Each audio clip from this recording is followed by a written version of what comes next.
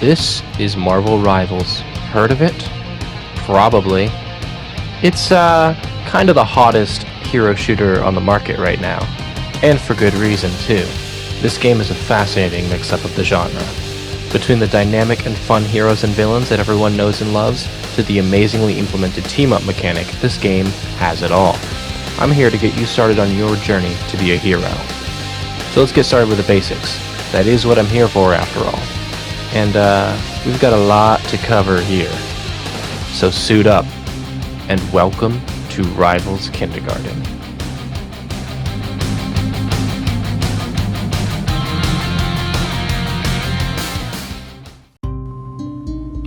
So, as I established in the previous lesson, this run of Kindergarten will be a little bit different than usual, because while in the past in a lesson I would talk exclusively about DPS or tank or support, now I'm talking about team compositions. This time the comp we are tackling is the poke comp. Now, what is poke? Good question. I explained it in lesson 0, but for those new to the channel I will elaborate anyway. Poke, or the bunker comp, typically excel at mid to long range. Additionally, they tend to have a pretty poor mobility but a high damage output, and they excel very well at holding and taking space, specifically from range. Most of them have attacks that can kill an opponent in 1 to 3 shots, with a few exceptions depending on their weapon type. They are also weak to dive but strong against brawl. Think about it like Pokemon starters, right? Fire would be your dive, water your brawl, and grass your poke. But also like Pokemon, there are dual typings. Of course, the starter analogy doesn't work as well in that scenario, but I probably should have used the rock, paper, scissors analogy like a normal person, but whatever. We're here where we are now. If there are any questions, feel free to ask them in the comments, and I will be more than happy to answer. So without further ado, let's get down to business. I will be starting with the vanguards, then moving to duelists, and then finally wrapping it up with the strategists. If any of you have seen my previous kindergartens, then you'll know the drill here. I'm going to go over each character and talk about their abilities in a slight in-depth manner, and then give some tips that I have either learned the hard way or developed on my own. Everyone plays this game differently. If my tips don't help you, don't feel discouraged. Take them as a jumping off point and improve from there. I believe in you. And that should make it important because I'm some random loser on the internet, so my opinion is very valid, right? Oh, and my normal disclaimer. This is all accurate information as of Season 1.5. Why did I wait until now to make it? I wanted all the Fantastic Four to be released before I started this. I also wanted to see what changes the devs would implement in the most recent mid-season patch. But enough yapping. Let's get to the point, shall we?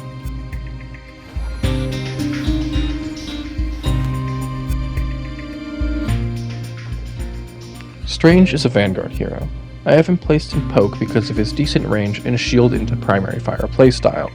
He also functions very well in a brawl comp though due to his dark magic passive, making him a poke and brawl hybrid. The Good Doctor has a very versatile kit, allowing him to function on several teams, and allowing him to synergize with most, if not all, of the heroes in the roster. He has 600 base HP, and his primary fire is called the Daggers of Danak, a 5-round burst of projectiles that deal 18 damage per projectile. Also, calling it a burst is a bit disingenuous. It only consumes 1 ammo per shot, of which you have 8. His secondary fire is the Shield of Seraphim, which functions on a 800 HP resource that can block up to 800 damage before being destroyed. When destroyed, it has a 3-second cooldown. It regenerates 70 HP per second. He has the Cloak of Levitation, which sends him 8 meters into the air and gives him free flight for 6 seconds. It has a 15-second cooldown. He also has the Maelstrom of Madness ability. It has an 8-second cooldown, and you can press the button to detonate with dark magic that you collect by doing damage with your primary fire and quick melee. The more dark magic you have, the more damage the explosion does. Watch out though, if you let the dark magic bar reach 100, and remain for 3 seconds, you will proc the Price of Magic passive and gain the anti-heal status condition for 2 seconds, which means that you cannot be healed for the duration. During that 2-second duration, your dark magic will also rapidly drain. I'm sure you've seen this next ability on TikTok, but it's called the Pentagram of Farala. It's a portal that you can place in 2 separate locations that allows you to traverse through them. It has the longest cooldown of any non-ultimate in the game at 180 seconds. Speaking of ultimates, his ultimate ability is called the Eye of Agamotto.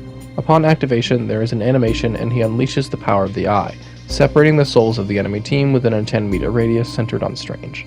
This effect lasts for 3 seconds and all affected enemies are stunned. Additionally, the souls also take damage, allowing for quick kills with AoE damage. The casting also does a base 60 damage. It costs 3400 energy. Strange is best played slowly, farming dark magic until at least 40 and at most 70, and then collapsing on a target or two with your team. He works best with a hybrid poke and brawl comp due to his natural proficiency at both. You should also always play as close to your team as possible, but don't let that discourage you from playing slightly aggressive.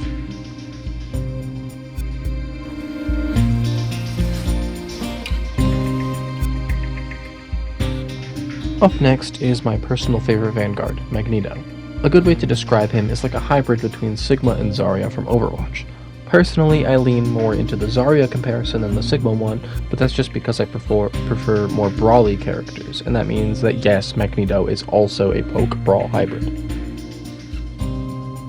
He rests primarily in poke though due to his range and shield-heavy playstyle, much like Strange. Also, like Strange, he synergizes well with a lot of heroes, but unlike the Sorcerer Supreme, he functions very well with dive heroes due to being able to bubble either their engages or their disengages. He has 650 base HP, and his primary fire is called Iron Volley, a single shot of metal that detonates upon impact. The further it travels, the larger the detonation. It has a range of 25 meters and does 40 impact damage and 40 splash damage. The radius of the splash damage caps at 3 meters. He has 10 shots. His secondary fire is called the Mag Cannon. It does increased damage based on the amount of charge you have on the Iron Ring, one of his passive abilities. It deals 40 damage with the first charge, 65 with the second, and a total of 90 with the third. The Iron Ring takes 4 seconds per charge to refill after expended. Additionally, when fully charged, it knocks enemies back 6 meters. This ability has no cooldown outside of the recharge time due to Iron Ring. His shield is called Metallic Curtain, which is a barrier that absorbs incoming damage for about a second and a half. You can use it to protect yourself and your team from large projectile ultimates like Iron Man. Additionally, any charge the shield absorbs recharges Iron Ring faster. It has a cooldown of 3 seconds. His next abilities are the Bubbles, Metal Bulwark, which applies to allies, and Iron Bulwark, which is applied to yourself. They share a 12-second cooldown.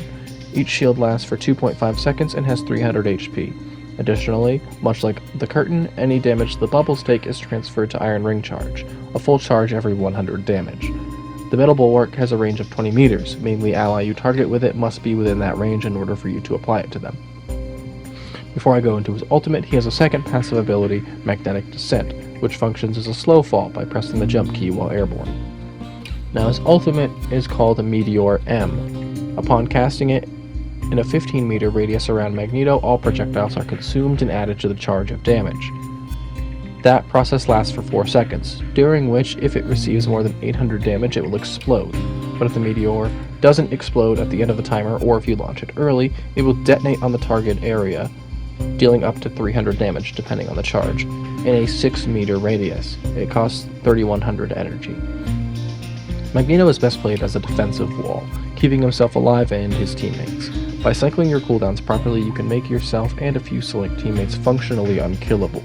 Meteor M, his ultimate, has a couple uses. It's useful as a support tool in order to mitigate damage or some projectile ultimates like Iron Man, but super high DPS ultimates like Punisher or Star-Lord will melt it and render it useless. It's also very useful for killing strategists through their sustain ultimates if your aim is good. You can use it to secure a group if they're hunched up, or use it to create space for your team to capitalize on. Additionally, using it in conjunction with an ally whose ultimate leaves them vulnerable, like Scarlet Witch or Star-Lord, is a good strategy to keep them alive. Remember, your value is not defined through getting high kills, especially on tank. It's based on how much damage you can block and how much playable space you create for your team.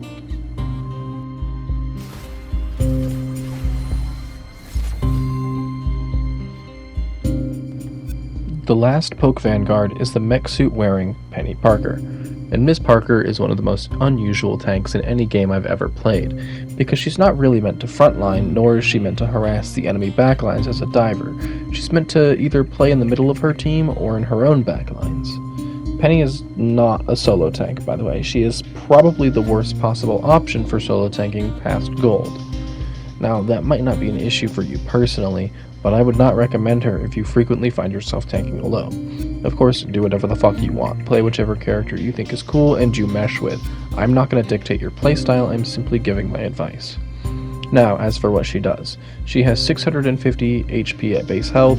Her primary fire, the Cyberweb Cluster, is a fast-traveling, slow-firing projectile weapon that deals 15 impact damage and 15 splash damage in a 1.5 meter radius around the impact zone. She has no ammo capacity and can fire indefinitely. Her alternate fire is the Cyberweb Snare, a fast-moving projectile that upon impact stuns the target for 0.7 seconds and does 5 damage. While an enemy is trapped in the web, Penny heals 25 HP per second, and if she is full health, she gains up to 150 bonus health and a 25% movement speed boost. Additionally, those effects apply if Penny stands in the web on the ground. It has a cooldown of 3 seconds. One of her abilities is called Cyber Bond, which shoots a web strand that pulls her towards it. Additionally, you can target an already existing web that is in the 30 meter range. While connected to the web by the strand, you'll be slingshot back to it if you walk away from it and stop moving. It has a cooldown of 3 seconds. Our next ability is called Arachno Mine. It's an explosive mine that is invisible while placed in web clusters. It explodes in a 3 meter radius and does 100 damage. It has a 4-second cooldown and she has 4 charges of it, meaning in order to get all 4 back you have to wait 16 seconds. Her last ability is called Bionic Spider Nest, which is a 350 HP device that she places that constantly spews 2 spider drones every 3 seconds while it's active. The drones are invisible in the web it deploys, and they function as weaker spider mines, dealing 40 damage instead. It covers a 12 meter radius and can completely cut off certain lanes or chokes. The webs retain their healing property for Penny. It has a 15-second cooldown and only goes on cooldown once you either destroy it manually or an enemy does. As a spider person, she can run on walls and stick to them, which is pretty sick. Her ultimate, though, is called Spider Sweeper, in which she overcharges the mech suit and begins running around leaving webs in her trail. She gains 450 bonus health and 70% movement speed boost. During the 12-second duration, she can swing the spider arms on her back to deal 60 damage and knock enemies back. And by pressing the alternate fire button, she can drop spider mines behind her. It costs 3,400 energy. Like I said earlier in this part, Penny is a very weird tank, but she is also very effective at creating space, so she is still very powerful and not to be underestimated. A tip from me, if you place down a nest, make sure it's in an area that is not easily seen so the enemies have to overextend in order to destroy it, or step into the web itself, which then activates the mines. She is best played on defensive rounds or in domination, but a good Penny can make her work even on attacking rounds. Use her stun web in order to protect the strategist from dive attempts and in order to cancel some powerful ultimates like Scarlet Witch.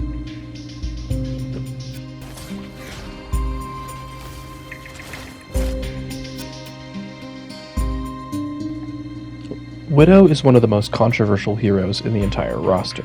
Not because she's too strong, but because many view her as too weak. I think she's in a perfect spot. Any buffs and she might become oppressive and heavily banned in higher ranks, repeating the Widowmaker problem, and any nerfs might make her actually really horrible.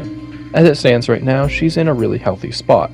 She is a support sniper, not designed to get disgusting one-taps and control the entire map just by fear of her existing.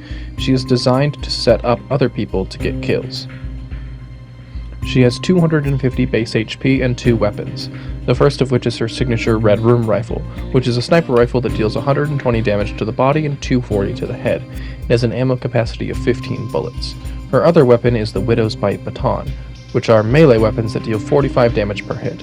They are one of her 2 anti-dive tools. Also, it's counted as an ability in the game, but I'm not counting it. For the purpose of this, a straight shooter is her using her scope on her sniper rifle. Her other anti-dive tool, because I mentioned that the batons were one of them, is called Edge Dancer. She kicks an enemy back 5 meters, dealing 35 damage. She can then press the button again within 5 seconds, causing her to zip to the enemy from up to 12 meters away, and upon impact dealing 35 damage and stunning them for 1 second. During this time, you should swap to the batons and beat the hell out of them, unless you have faith in your hipfire aim, and then go crazy with that.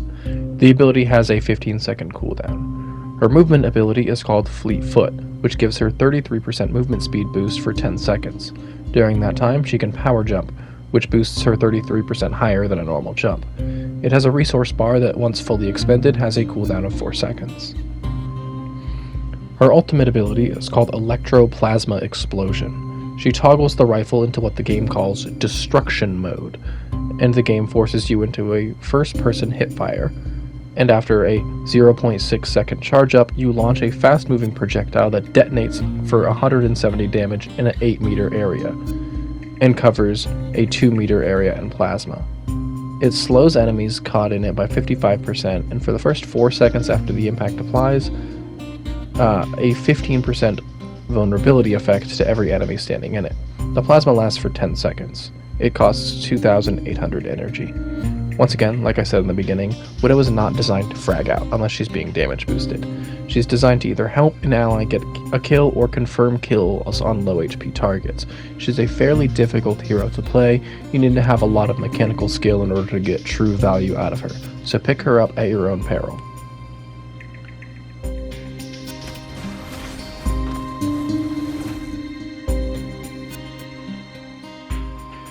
If Black Widow is a high-skill sniper, Hawkeye is the low-skill floor archer. He takes very little actual skill to get value out of, considering that you can just spam arrows down a lane and get kills that way. It's the Hanzo problem. But if you want real value out of him, you're going to need to learn and get a feel for his projectile speed and travel time, actually aim for the head, and make use of his abilities. He has 275 base HP. His primary fire is called the Piercing Arrow. You can get use out of his passive, Archer's Focus, in order to get the most value out of his arrows. The damage scales based on the amount of charge, to a max of 80 damage in the body, but it one-shots to the head for any charge beyond 50. His other primary fire is the Explosive Arrows, which are 3 arrows he launches at a time. They launch in an 11.3 degree cone, and upon impact they deal 15 damage and 32 splash damage. Each arrow does that, by the way. He can do that 3 times before they enter a slight 0.5 second cooldown. His first ability is called Crescent Slash. He slashes out with his katana and knocks enemies back 8 meters, dealing 40 damage. It has a 12 second cooldown. His second ability is called Hypersonic Arrow. He shoots out an arrow, but upon impact deals 50 damage, then after a slight delay explodes and deals 50 more damage, applying 40% slow for 1 second and knocking flying heroes out of the air if they are hit with it. Both instances of damage pierce and can affect multiple enemies within 5 meters of the arrow. It has a cooldown of 12 seconds. He has 2 more passive abilities, the first being Skyward Leap, which is a double jump and has a cooldown of 6 seconds. The second being his Quick Melee, which if targeted with a projectile, and if timed right, Hawkeye can deflect it. This ability does not affect any other effects of the projectile, so if the projectile slows, he will still be slowed if it hits. His deflect, for instance. His ultimate ability is called Hunter's Sight. When activated, for 10 seconds, all enemies leave after images for 3 seconds every 1.5 seconds for the duration. Any damage dealt to the after image is transferred to the main body. He cannot crit an after image, so it does 80 damage always. During this ability, Hawkeye also has a 120% faster fire rate and Archer's Focus Fill, meaning he can do more damage faster. It costs 3,700 energy. Earlier I said hyperbolically that Hawkeye required low skill. That was a joke. He's a very high skill hero in order to use all of his abilities effectively.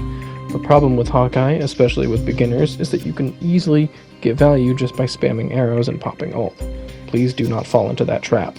He can be a very valuable hero to have on your side if you learn to master him. I would advise playing a bit in the middle of your team, and don't be afraid to take your time. And there's nothing wrong with using the explosive arrows either. They are very useful for clearing groups and securing low health targets you might not have direct LOS on.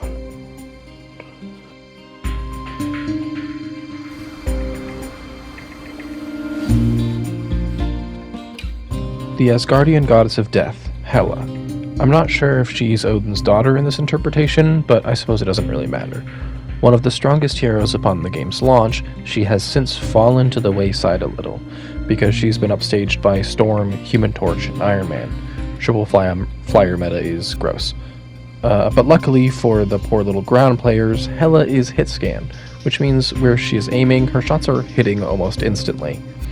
and she is probably the strongest hit scan in the game, so she's a direct counter to flyers around the world. She has 250 base HP, and her primary fire is called Night Sword Thorn. It is a hit scan projectile that deals 70 damage to the body and 140 to the head. She has an ammo capacity of 8. Her secondary fire is called Piercing Night, which is a burst of 4 projectiles that deal 10 impact damage each. Upon impact, they stick to the target, and then detonate after a 3-second delay into a 30 damage explosion in a 3-meter radius per projectile. It has an 8-second cooldown. Her movement ability is called Astral Flock. She turns into a crow and flies 18 meters and then returns to her normal form. This ability has a cooldown of 12 seconds.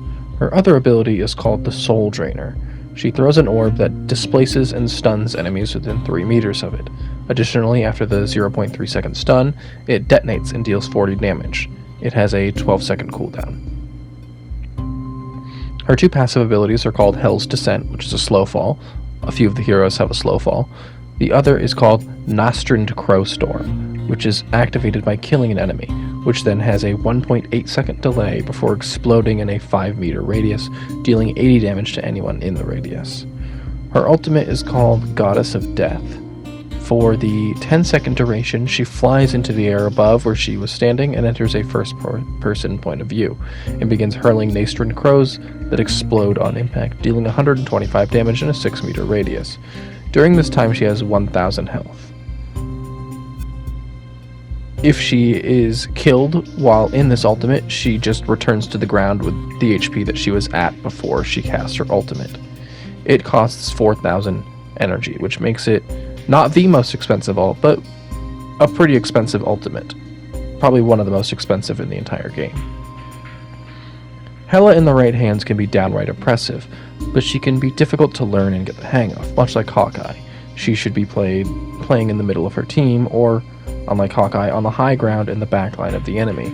With her high burst damage output, she can shred through most squishies if you have the aim to back it up.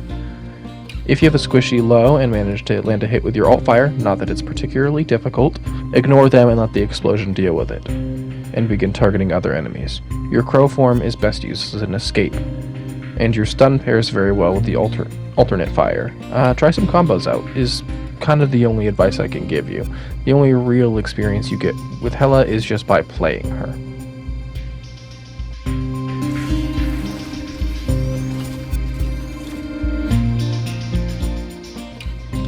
Up next is the man himself, the Iron Man himself, I guess. That was stupid. Why did I say that? Whatever.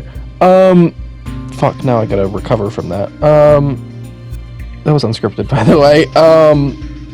The voices are just, like, speaking to me, and I just listen to them. Oh my god, I know better. Fuck. Tony is unusual in the sense that he can function in literally any composition. Poke, he flies, plays distance, and plays cover in the air. Dive, he gets close with his unibeam and shreds or activates his flight mode and strafe runs an enemy. Brawl activates his better armor and just fucks on the enemy. But at the end of the day, I put him in Poke because most of his uptime will be playing range and cover while flying through the air. But he can work with any composition if you just switch your playstyle accordingly. He has a base 250 HP. His primary fire is called Repulsor Blast. It's a projectile that does 55 impact damage and 35 splash damage. Additionally, every third attack he fires with both hands at once, dealing 65 damage and 40 splash damage.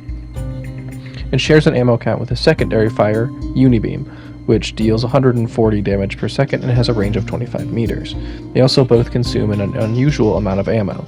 The primary fire either consumes 10 per shot or 16, depending on if it's the third attack or not, and the Unibeam consumes 10 ammo per second that you fire it. His movement ability is called Hyper Velocity, which boosts his movement speed by 100% but locks him into flying forward, and gives him access to the Micro Missile Barrage ability, which fires 16 missiles that do 20 damage per missile. He launches them directly under him, allowing him to do strafe runs. Hypervelocity has a cooldown of 12 seconds, and Micro Missile Barrage has a cooldown of 8 seconds. His last ability is called Armor Overdrive, which boosts the damage of his repulsor blasts to 55 impact and 55 splash damage, his Unibeam to 190 damage per second, gives him unlimited access to hypervelocity and free use of micro-missile barrage even when not flying in hypervelocity. It has a cooldown of 20 seconds. His ultimate ability is called Invincible Pulse Cannon.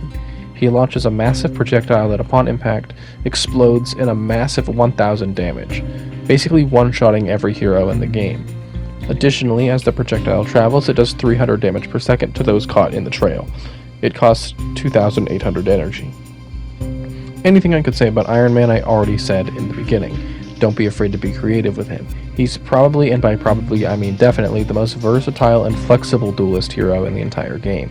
He's very easy to pick up. Just playing him for like one game will help you figure out everything you need to know about him.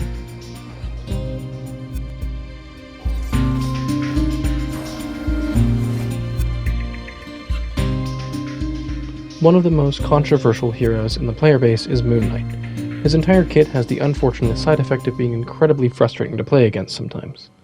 He functionally punishes grouping up due to his abilities. If there's a Moon Knight on the enemy team, I would advise playing a bit slower and spread out than you're used to. Another tip, he's probably the most susceptible hero in the entire roster to dive. He really struggles in 1v1 situations. But enough about that, let's get into it. He has 250 HP by default. His primary fire is called the Crescent Dart, and it's a quick 3-round burst projectile that does 25 damage per projectile, for a max of 75 damage per shot. Additionally, the projectiles bounce in between up to 3 enemies within 7 meters of each other, each target after the first taking 20% less damage than the last.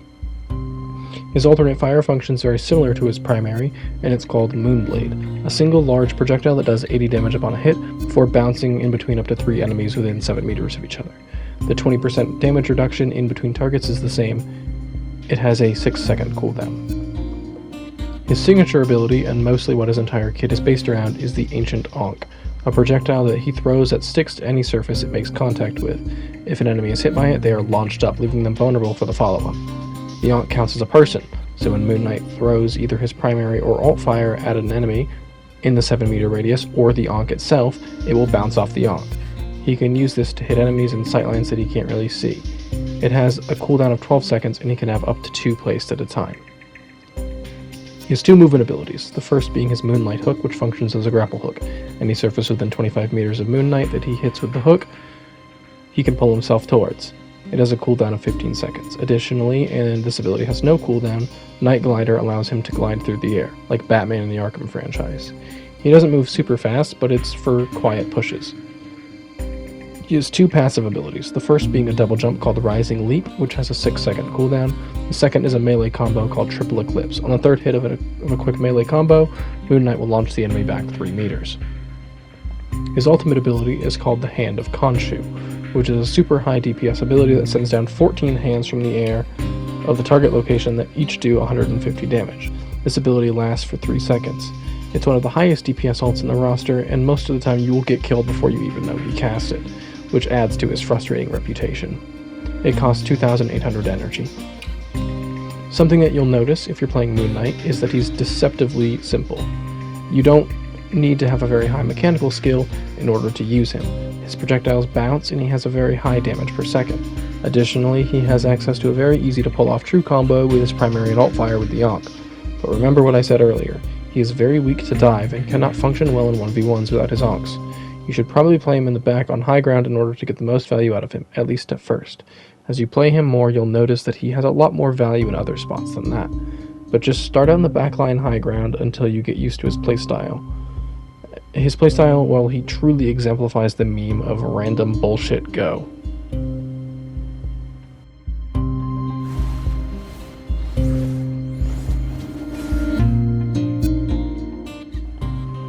The Submariner himself, Namor, or Namor if you're feeling nasty, which I always am, so Namor. He is in poke due to a couple of things: the range on his primary and secondary fire, as well as the turrets and their consistent damage potential. Now, I would understand an argument for Brawl, but overall I think he's way more valuable at playing range, in my experience. He's one of the least mobile DPS heroes in the entire game, which also factors into his placement in the poke comp. He has a base 275 HP. His primary fire is called the Trident of Neptune, a fast-moving projectile that deals 70 damage per hit. It has infinite ammo, and each hit reduces a portion of his turret's cooldown. which already have a very low cooldown. Now next, I'm breaking the formula of these segments by talking about the primary ability his kit is built around, the Monstro spawn turrets that he summons with his ability Aquatic Dominion. They last for 8 seconds and do 17 damage per shot by default. You can have 2 placed at a time and they stick to all surfaces. Getting a critical hit with your primary fire causes them to enter Berserk mode, which increases their attack speed drastically for 2 seconds. You regain a charge every 2 seconds and you have a maximum of 2 charges. Now, for a secondary fire, it's quite interesting actually. It's called Wrath of the Seven Seas, and Namor throws his trident at an enemy, activating the Berserk mode. But it also causes all turrets to perform an enhanced attack on the target that does 60 direct damage and 60 splash damage. It has a cooldown of 6 seconds. His movement ability, if you can call it that, is called Blessing of the Deep. Upon activation, he covers himself in an impenetrable shell of water and gains flight for the entire 3-second duration. It has a cooldown of 15 seconds. His ultimate ability is called the Horn of Proteus. He blows the horn and a giant whale creature slams into the AoE indicator. All enemies in the indicator are considered earthbound, which means they cannot use their movement abilities. Upon impact with the ground, the whale does 200 damage to anyone in the outer ring and 500 damage to anyone in the center of it. It costs 3,100 energy. Some tips for Namor. You either want to play one of 3 ways, the first being on objective and playing with your tank in order to optimize the space you are claiming through your turrets. The second option is in the backline to protect your supports from divers, because Namor is basically the anti-dive hero. He's one of the best in the entire game at it due to his turrets. And the third option is to play the enemy's flank and try to catch them off guard with well-placed turrets and ults.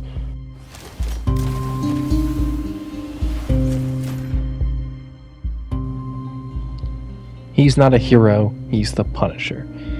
He is yet another Poke Brawl hybrid, but I put him primarily in Poke due to his long-range capabilities, due to his primary weapon, and his abilities. It's really up to you how you play him, but due to 4 out of 6 of his abilities being centered around range and obtaining the high ground, I'm putting him in Poke primarily. He has a base HP of 275, and his primary fire is split across 2 weapons, the first being his assault rifle, Adjudication, a fast-firing gun with 30 bullets in a mag that deals 18 damage per shot. His second weapon is the Deliverance, a pump-action shotgun that deals 10 damage per bullet and fires 14 bullets per shot. It has an ammo capacity of 8 rounds. His shotgun is his primary brawling tool. Additionally, he has a passive ability called Warrior's Gaze. Any enemy within 30 meters that leaves your direct line of sight is still visible through walls for up to 3 seconds. Walls or any other obstruction, to clarify. His secondary fire is called the Scourge Grenade. It's a smoke launcher, and he shoots a smoke grenade out that propels himself back 9 meters. The smoke lasts for half a second, and a direct impact with the smoke grenade deals 45 damage. It has a cooldown of 8 seconds. His movement ability is called Vantage Connection, and it's a zip line that can attach to a surface up to 35 meters away. It has a cooldown of 20 seconds. His other ability is called the Culling Turret. It's a 200 ammo manned turret that deals 12 damage per shot and 12 splash damage. It can be destroyed and has 600 HP. Either after depleting the ammo or it being destroyed causes it to go on cooldown for 20 seconds. His ultimate ability is called Final Judgment. He digistructs 2 Gatling guns and shoulder-mounted missile launchers, and for the duration of 10 seconds you move 40% slower, but are completely immune to any and all crowd control. The Gatling guns have an extremely fast rate of fire and do 8 damage per shot, and the missile launchers do 50 damage per target. It costs 3,400 energy. The Punisher has the potential to be one of the most oppressive heroes in the entire roster if used properly. Due to the fact that he excels in short and long range, my advice for him is to play range as best as you possibly can, but don't forget about the shotgun. It's a valuable tool and can be absolutely instrumental in your combat, and it can absolutely melt enemies if used properly. Also, for some reason, a lot of people seem to forget that he has it, whether if they play Punisher or they're playing against him. His ult has some of the highest DPS in the game, so high that it can destroy Magneto's ult in less than a second. Use it well and remember the potential it has to kill enemies, but always make sure to use it after a support ult or else you'll get little to no value from it.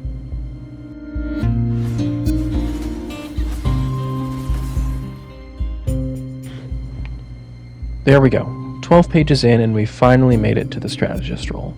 First in line is probably one of the most quintessential poke heroes in the entire roster, Adam Warlock. He is honestly what I think of when picking a hero for running a poke composition. He's not an easy hero to play, though, by any means.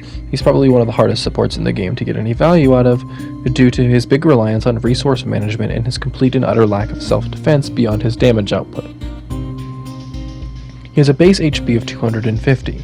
His primary fire is called Quantum Magic, and it's a medium firing projectile that he launches from his staff. It deals 60 damage on an impact and has 15 ammo. His secondary fire is called Cosmic Cluster, and you charge up to 5 projectiles from your primary fire, each projectile doing a reduced 38 damage for a total of 190. It shares ammo with Quantum Magic and has no cooldown. His primary ability is called Avatar Health Stream, and it's a bouncing heal beam that bounces up to 2 times. Each person in the chain receives 95 healing except for Adam, who only heals for 35 and does not count towards the total number of bounces. The radius is 20 meters, so anyone outside that will receive no healing from it. If no allies are within that range, all the healing goes to Adam himself. It has 2 charges and a cooldown of 6 seconds per charge. Now, onto one of the most interesting abilities in the entire game. I've truly never seen any other ability like it. It's called Soul Bond. Upon cast, all allies within a 15-meter radius receive a buff that shares up to 250 damage between them. It lasts for 6 seconds, and if an ally leaves the radius of the Soul Bond, they lose the buff. Now to clarify what I mean, let's say you hit all 6 members of your team with a Soul Bond, and an attack hits one of you for 60 damage. Each one of you would instead take 10 damage. On top of that, it heals 15 HP per second of its duration. It also saves Adam himself from one-hit KO moves by keeping him at 1 HP, if it would instantly kill him. This ability has a cooldown of 30 seconds. Now next, I want to talk about his passive ability, Regenerative Cocoon. It is another ability that is quite unique to Adam in this game. Upon death, you become a soul, gain flight, and can move to a safe area. If you manage to do all that in the 14-second duration, you can revive yourself right there. This ability has a 105-second cooldown. His ultimate ability is called Karmic Revival. Upon cast, all allies within 30 meters are resurrected at the location of the casting. Additionally, for the next 10 seconds, the 30-meter radius surrounds Adam and follows him, sending any dead ally back to the respawn point. A couple things to note about this, because it probably sounds a lot stronger than it really is. Everyone resurrected has 100 HP, no exceptions. It is briefly invincible while reviving, and if they die again after being resurrected, they will not be revived a second time. This is the most expensive ultimate in the game, I'm pretty sure, sitting at a whopping 5,000 energy cost. Some tips for playing Adam is to just cycle your cooldowns effectively, don't spam your heal. Additionally, if you don't always have to cocoon, it's totally valid to just either run the timeout to collect intel or cancel it immediately to quicken your respawn. Lastly, don't be afraid to use your ult. I know it's expensive, I know it sounds like it could come in clutch in several ways, but don't be afraid to use it for even just one death, because making a 5v6 a 6v6 instead is always going to be more beneficial. Just make sure you put it somewhere safe and nearby the fight.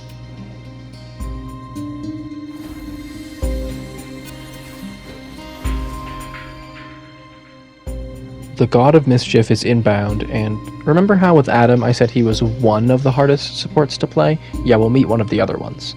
Not because his default kit is difficult really, but because of his ult. And you'll understand what I mean when I get there. But for now, let's get down to the basics. He has a base HP of 250. His primary fire is called Mystical Missile, and it is a projectile that does no impact damage, but has a 3-meter spherical radius that deals 30 damage to enemies and does 40 healing to allies. It has an ammo capacity of 12 shots. His secondary fire, if it could even be called that, is called Deception. Essentially, he goes completely invisible unless he takes damage, and drops a stationary duplicate of himself. The duplicate thing is important for later. While invisible, he heals 20 HP per second. Additionally, the invisibility is indefinite unless he performs an action that isn't reloading, using DV's exchange, or placing another decoy. It has a cooldown of 15 seconds. Speaking of decoys, because this is kind of going to be a running theme with him, is his doppelganger ability. He places down an exact copy of himself. Same HP, same damage and healing, shoots where he's shooting, with the exception of if you're shooting obstructions. The only difference is it's stationary. The duplicate lasts 60 seconds or until it's killed. He can have 2 placed at a time, and they have 2 charges, which each have a cooldown of 12 seconds. His next ability is called Devious Exchange, which we mentioned this earlier as something he can do while invisible, but basically he just swaps places with a decoy within 30 meters of him. Very simple. It has a cooldown of 15 seconds. His last ability is called Regeneration Domain, and he places down a green field with a height of 2 meters and a width of 10 meters. Any ally in the field will heal 100 HP per second during the 5-second duration. Additionally, 30% of any damage dealt to everyone in the field will be turned to healing, making them functionally unkillable unless you destroy the banner, which has 100 health. Additionally, Loki's decoys will also place down a regeneration domain if he casts the ability. It has a cooldown of 25 seconds. Before his ultimate, though, he has a passive called Backstab. It adds 15 damage to quick melee if you hit them from behind, for a whopping total of... can we get a drum roll, please? It says here 45 damage. Game changing. Moving on, his ultimate is called God of Mischief. He can target any ally or enemy and transform into them for the 12-second duration. Upon transformation, he instantly receives their ultimate ability, so can use that immediately, making for some clutch fight-winning maneuvers. If the target's ult is a transformation type, God of Mischief will not end until their ultimate is over. It costs 4,000 energy. That's why you need a basic understanding of most of the roster in order to use Loki effectively. His ultimate allows you to become another character for the duration. It also makes it a very strong ult due to the combo potential. Some tips for Loki: I would not start with him, but, you know, if you're dead set, even though I think you should play some other heroes first and then start to learn him, but if you're dead set on playing him specifically, I would recommend that you try to play a lot of off angles, backline as much as you can, and save your regen domain for big ultimates, because it'll probably save some lives, unless they're AoE ultimates, in which case the banner will be destroyed and you'll waste the ability.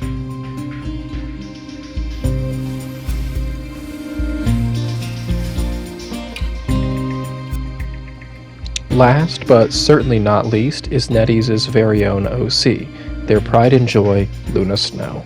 She is the last character I would classify as Poke, but I also think that she could fit into Brawl with the way her ultimate functions, so it's a bit tricky.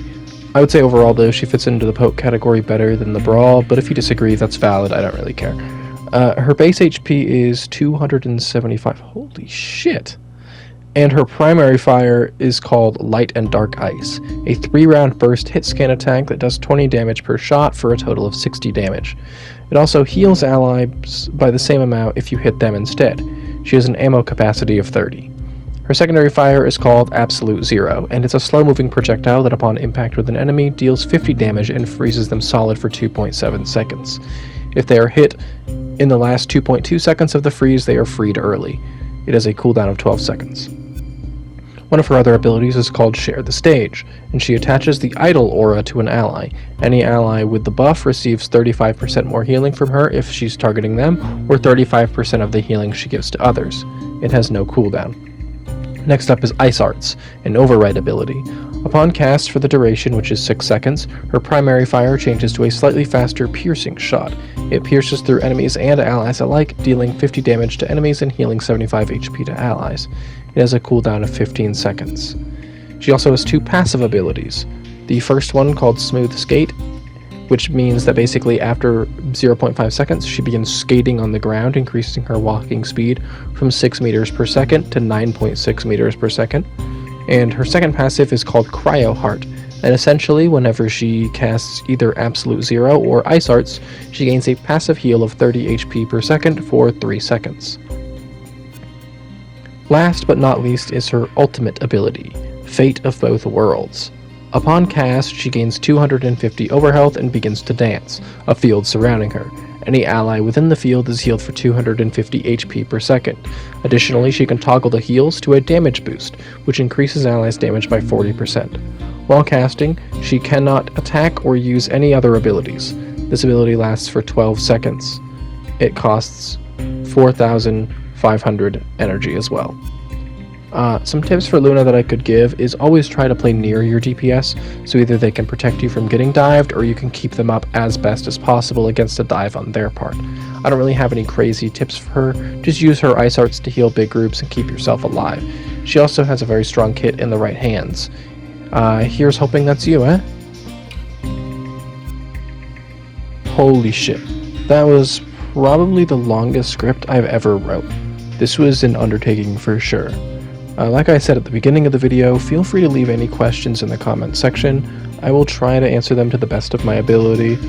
Please try to keep it civil down there in the comment section too. I know the internet is an awful hellscape, but please don't add to it. Also, as I said in Lesson 0, I am not the definitive expert on this game. If there's any placements here that you don't agree with, feel free to let me know. Civilly, please. Again, I don't really tolerate dickheads. Lastly, as is normal, like if you like, dislike if you didn't. I don't really care one way or another. And if you found this informative and want to see more content like this in the future, subscribe too.